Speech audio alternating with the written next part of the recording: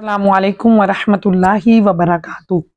हमारी बहनों ने कुछ सवालात किए हैं, उनके जवाबात देने की कोशिश करेंगे। हमारी बहन ने सवाल किया है फ़तेह जंग से कि क्या ज़ोहर और इशा की सुन्नतों की जगह क़ज़ा नमाज पढ़ सकती हैं। तो इसका जवाब ये है कि इशा की सुन्नतें तो गैर मुअक्कदा हैं, उनकी जगह आप क़ज़ा नमाज पढ़ सकती हैं, जबकि ज़ोहर की जो सुन्नतें हैं वो सुन्नतें मुअक्कदा हैं, तो वो आपको पढ़नी पड़ेंगी। हाँ, 4 सुन्नत, 4 फ़र्ज़ और 2 सुन्नत ज़ोहर के पढ़ने के बाद जो नफिल हैं आखिर में, उनकी जगह आप क़ज़ा नमाज पढ़ सकती हैं।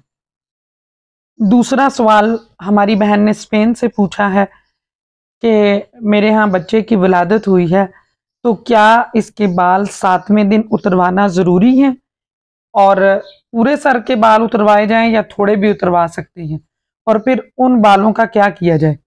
तो इसका जवाब ये है कि बच्चे की पैदाइश के 7वें दिन सारे सर के बाल उतरवाना ही सुन्नत है और फिर उन बालों को ज़मीन में दफन कर दिया जाए।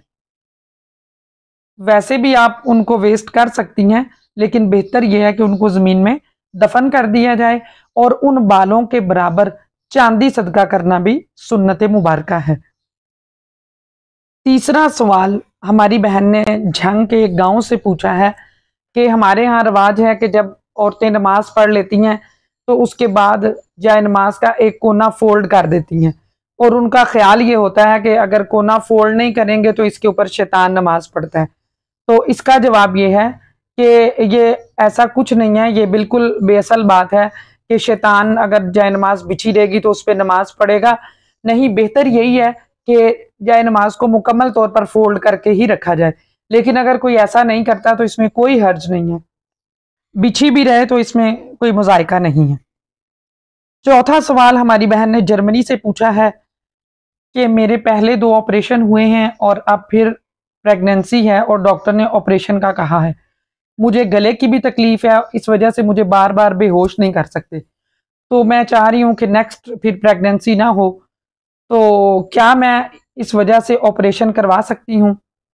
तो प्यारी बहन, इसका जवाब ये है कि ऑपरेशन इस वजह से करवाना कि आगे प्रेगनेंसी ना हो तो बिल्कुल नाजायज़ और हराम है, इसलिए कि और बहुत सारे तरीके हैं जिनकी वजह से इसको रोका जा सकता है। यानी वो बच्चे के छोटा होने की वजह से आप चाह रही हैं या अपनी सेहत के हवाले से चाह रही हैं कि इतनी तबीयत इजाज़त नहीं देती कि अगर मज़ीद प्रेगनेंसी होगी तो आपकी सेहत ख़राब होने का अंदेशा है या बच्चा बहुत छोटा होगा।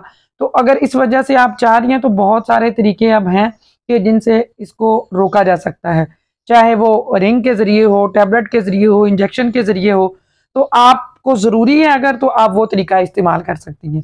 लेकिन अगर डॉक्टर ने आपको कहा है, मुस्तनद डॉक्टर को रिकमेंड कर रहा है कि अगर ऐसा ना किया गया तो खुदा न खास्ता आपकी जान चली जाएगी, तो ऐसी सूरत में उलमा फरमाते हैं कि जब 2 ज़रर जमा हो जाए, यानी 2 बड़े नुकसान जमा हो जाएं, तो उनमें से जो छोटा नुकसान है उसको इख्तियार कर दिया जाए और बड़े को छोड़ दिया जाए। तो चूंकि जान जाना बड़ा नुकसान है और ऑपरेशन करवाना छोटा नुकसान है, तो इस सूरत में ऑपरेशन करवाया जा सकता है। अदरवाइज अगर जान जाने का अंदेशा नहीं है तो ये बिल्कुल नाजायज़, गुनाह और हराम है। वल्लाहु आलमु व रसूलुहु। एक हमारी बहन ने सवाल किया है कि क्या नमाज की हालत में बलगम निगलने की वजह से नमाज टूट जाएगी, और बलगम और थूक पाक है या नापाक।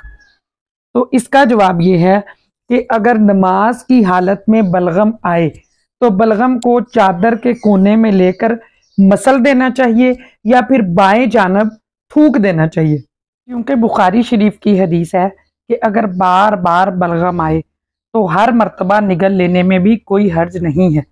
नीज ज़्यादा बलगम आने की सूरत में अगर किसी मर्तबा चादर में लेकर मसल दें या बाएं तरफ थूक दें तो इस तरह भी कर सकती हैं।